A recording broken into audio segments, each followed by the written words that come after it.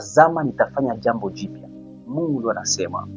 Na bila kwenda mbali tufungule Isaya. Biblia inasema mu Isaya 43 mstari wa 19.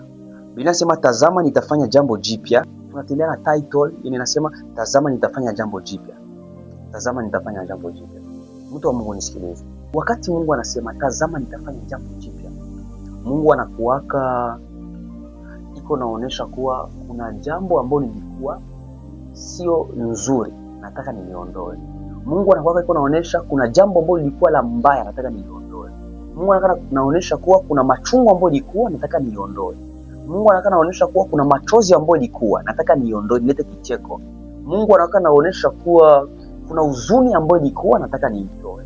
Mungu anataka naonesha kuwa kuna kushindwa ambako kulikuwa nataka nikutoe.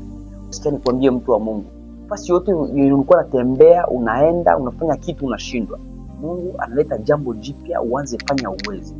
Hii andiko iwe yako. Hii andiko itembelee siku ya leo.